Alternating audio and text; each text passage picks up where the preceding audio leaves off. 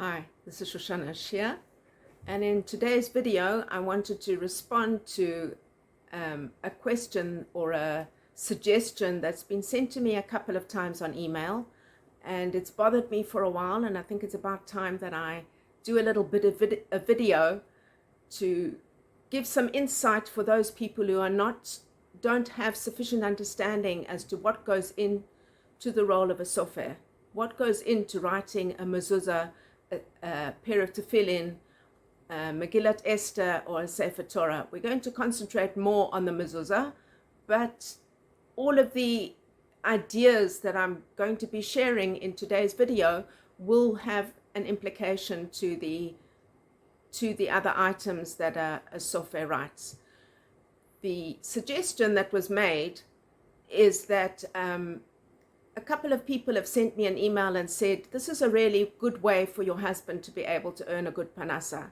And that would be for him to be able to provide cost price mezuzot in bulk, and preferably to reduce the price even a little bit further because it'll be in bulk.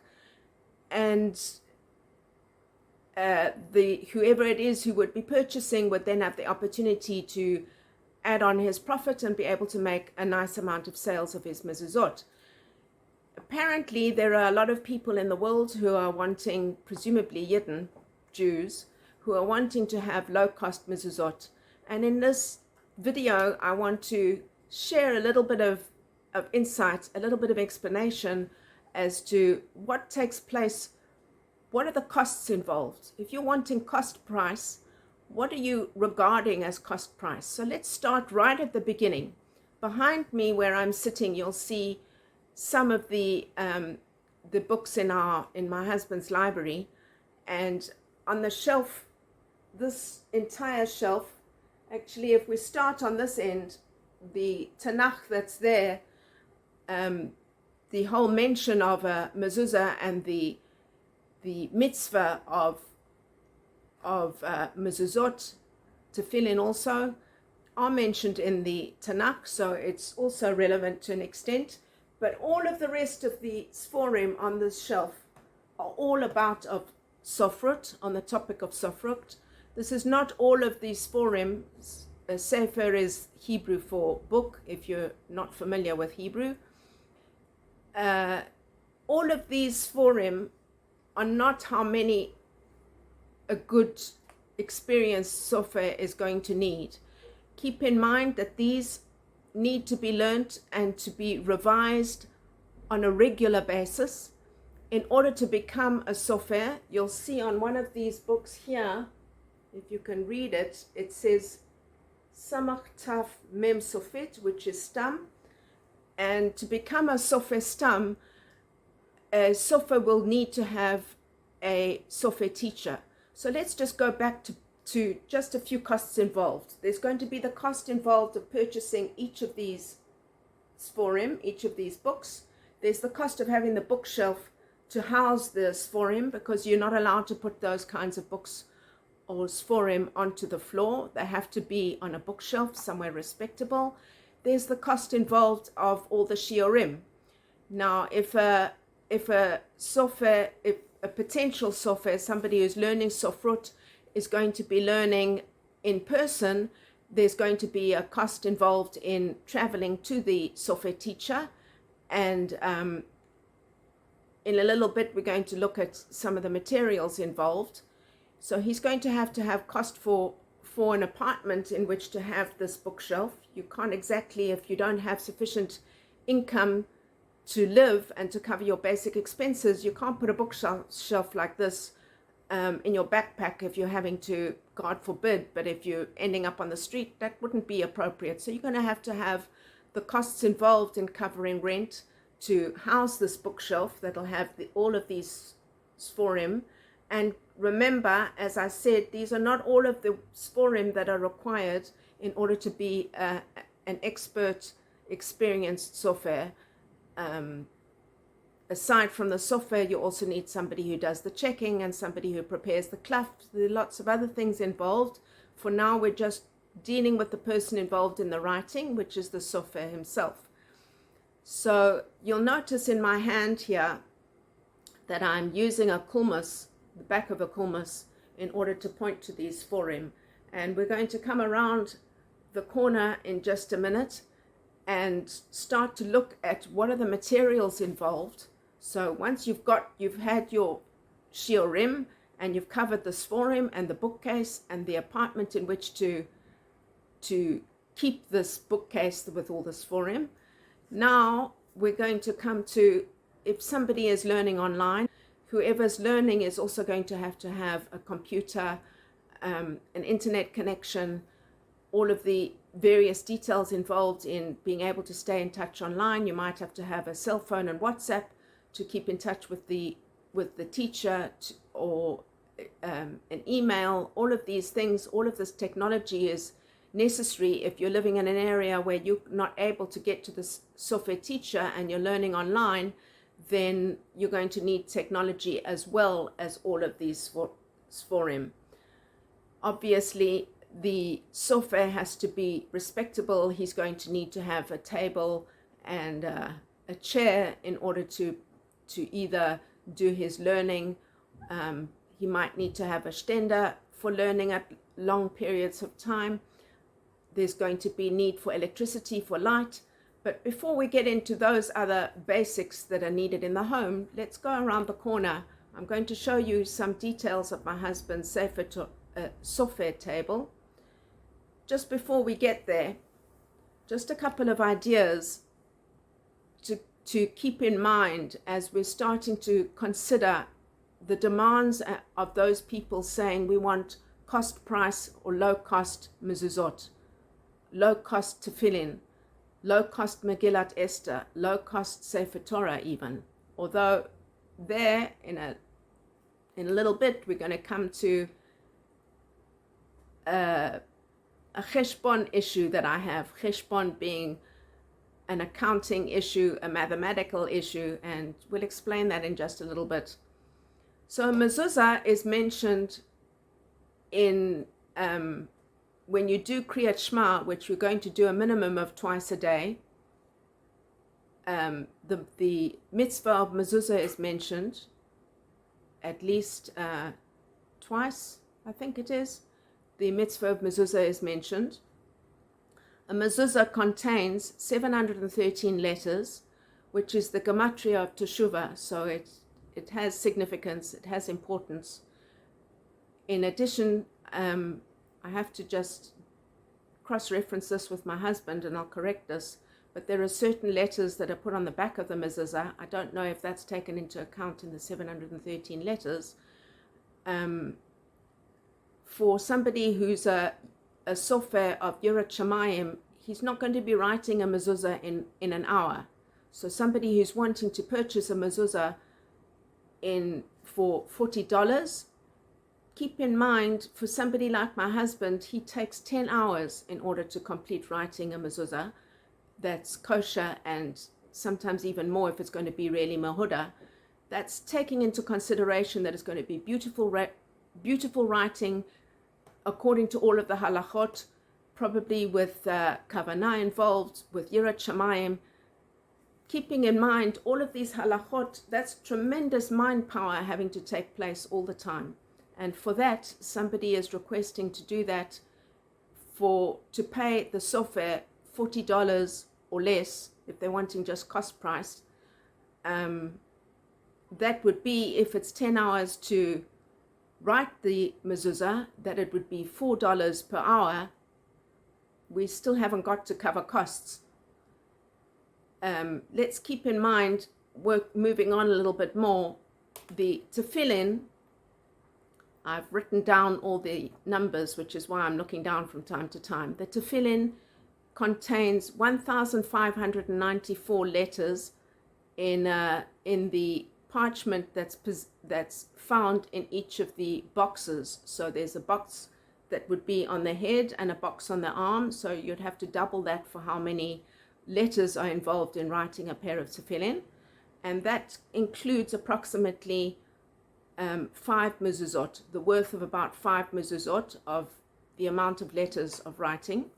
If we come to Megillat Esther, that would be 12,196 letters, which is approximately 20 mezuzot. Now let's come for a little bit of interest to a Sefer Torah, and that is 304,805 letters found in a Sefer Torah. It's not 600,000, as many people erroneously say, that it's the same amount of letters corresponding to the amount of Jews that left Mitzrayim. That is faulty information. It's 304,805 letters, which is approximately 428 mezuzot. So if you try and think of, I mentioned my husband takes about 10 hours for one mezuzah. Some Sofrim would take 8 hours. It's that's working really methodically, with intention, with care, with accuracy, and that would take us a Sofer approximately a year, generally a year, to complete writing a Sefer Torah. Now, for those people who say that it's expensive to be paying 100,000 shekels to the Sofer for writing his Sefer Torah, keep in mind there's also the expense of the Klaf, there's also expense of the ink. We're going to get to all of those details in a few minutes. There's the expense of the checking. There are all of the costs involved to keep the Sofer covering all of its expenses during the year while he's doing writing, and that would be full-time every single day, obviously not on Shabbat and not on Chagim, but every day that's a work day, he would be involved in his full-time avoda. His full-time work will be in writing the Sefer Torah. Now, for those who wondered, those companies or those organizations, those shuls sometimes, who might come up with the idea of raising money for a Sefer Torah, and they might charge 18 shekels, for example, per letter in a Sefer Torah, which is approximately $4. Sometimes they'll say $1 per letter in a Sefer Torah, but quite often the request is for 18 shekels per letter. That comes, if you do the mathematics and you multiply 304,805 by 18 shekels, it comes to 5.5 million. So whatever the organization is would be coming up with 5.5 million shekels for that Sefer Torah. The Sofer himself would only receive about 100,000 shekels. I sometimes question what happens to the remainder of the money. It's more of a fundraising event than it is in covering the expenses involved in writing a Sefer Torah, at least from what I can discover. If somebody who's a Sofer who's been involved in this can tell me that a Sofer is receiving 5.5 million for writing that Sefer Torah, I'd be quite interested to know that. Another piece of information is if this Sofer is at a stage that he's still needing to earn enough to purchase his own apartment. An average apartment here in Israel, definitely in Jerusalem, is 2.5 to 3.5 million shekels and upward from that. So if he wants just a basic apartment, he's going to be having to write quite a number of Sefer Torah, about 25 Sefer Torah, in order to come up with enough for his apartment. During that time, the cost of property is going up and up and up almost every year, probably every year here in Israel. And by the time he comes up with enough for purchasing his apartment, he'll find that the property has gone up so much that it's not possible for him to get that apartment. So that gives some insight as to what's going on for the life of a Sofer. Let's go around the corner, and we're going to look at a little bit more information as to what are the costs involved for a Sofer in order to produce any of these items, and specifically the Mezuzah, because that's one that often comes to me for low-cost Mezuzot. I'm just going around the corner. I'll see you in just a moment or two. So here we are around the corner. I haven't mentioned when I was discussing the Sforim how many hours are involved in learning Sofrut.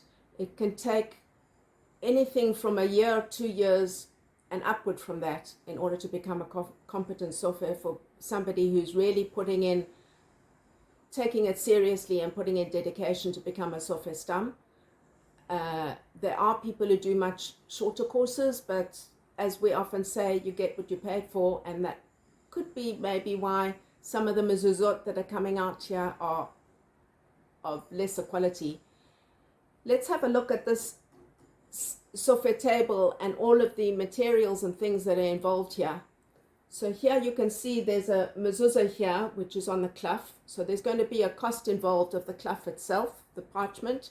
There's going to be a cost involved of going to the specific store. You can't just order the Klaf online, although some people like to think that they can. You can't just order the Klaf online. There's a specific store to go to. The Klaf is positioned on a very special Sofer table, which is an elevated surface. It has a place for putting all of the different materials involved. You'll notice here there are magnets to keep the Klaf in place. So that's cost of the magnets. This Sofer table has also within it obviously a sheet of metal. That's already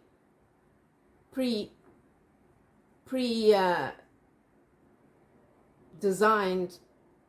The Sofer table is going to be at least 2,000 shekels, if I remember correctly. There are all sorts of pieces of material involved.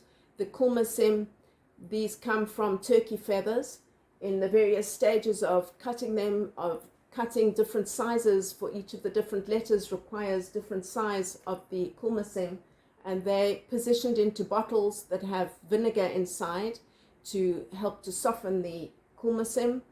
Here you can see a very special ruler, 2 different types of these rulers, different thicknesses. They're far sturdier than the regular ruler that you're going to find in a stationery store. So that's cost of the rulers. There's going to be, here you can see a plastic kulmus.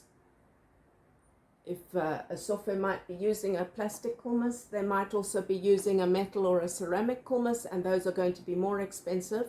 The metal kulmus is, for example, $100 per different size kulmus. There might be very special glasses involved, and those can be extremely expensive.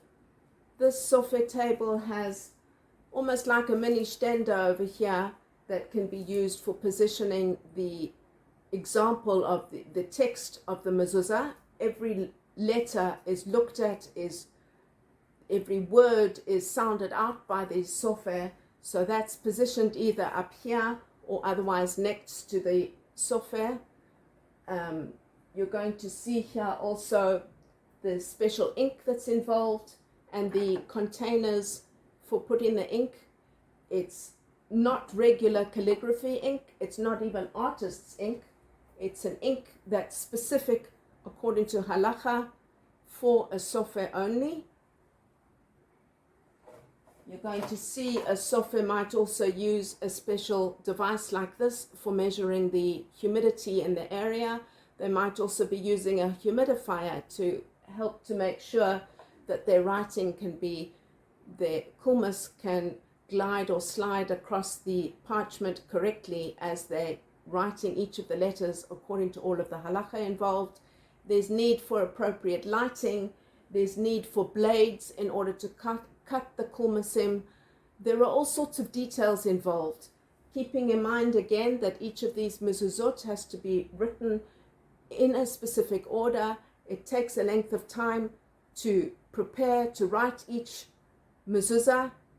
The Sofer has to know that he has time available, that he's not going to be disturbed. He's not going to be looking at his emails.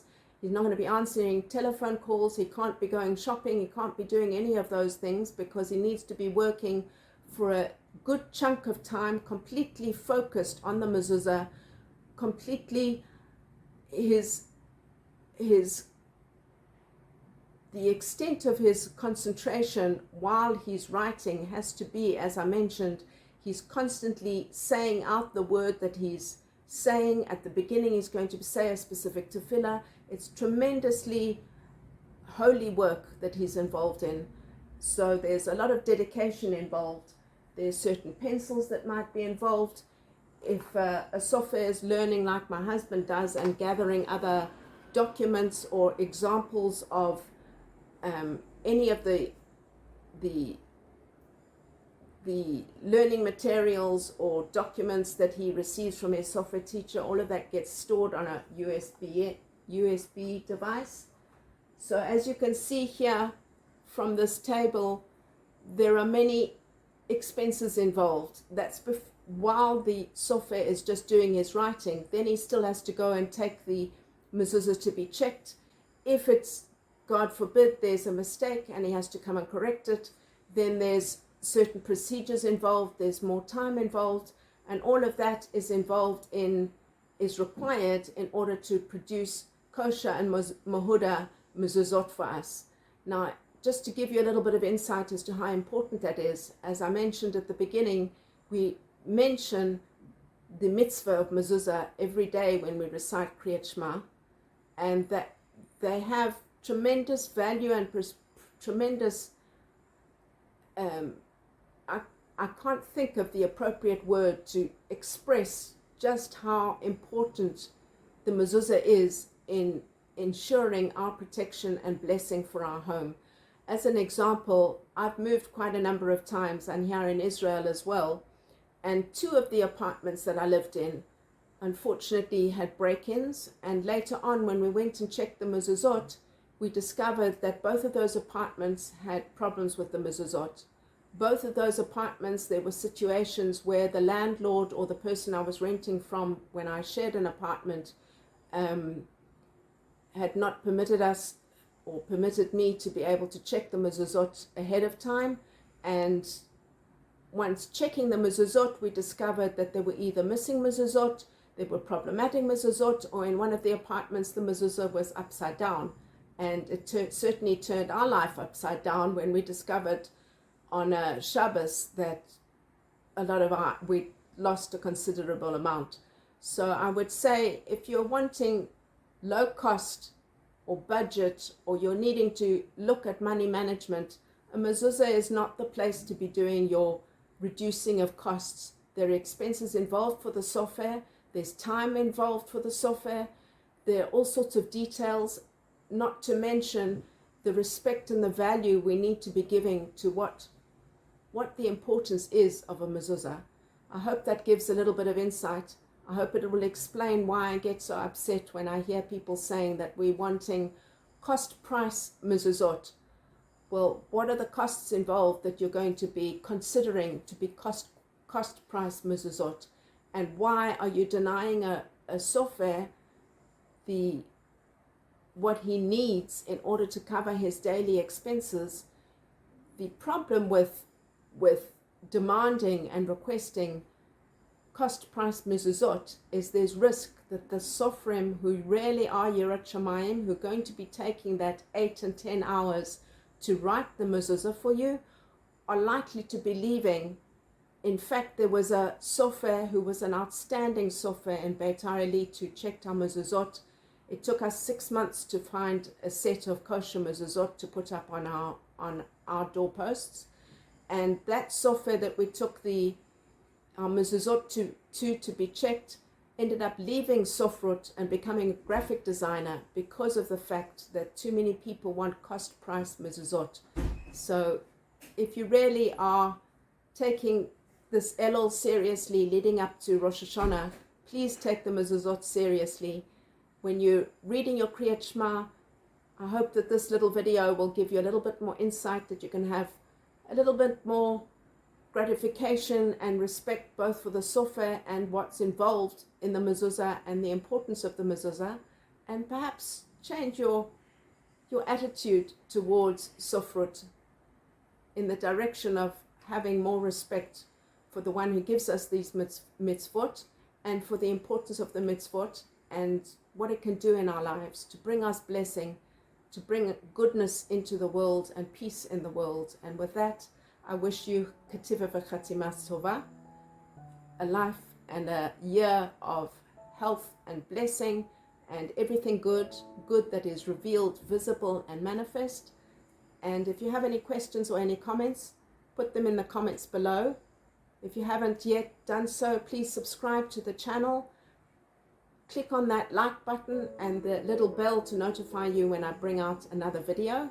And with that, I wish you a very blessed day, and I'll see you, or you'll see me, when the next video comes out. Ciao for now.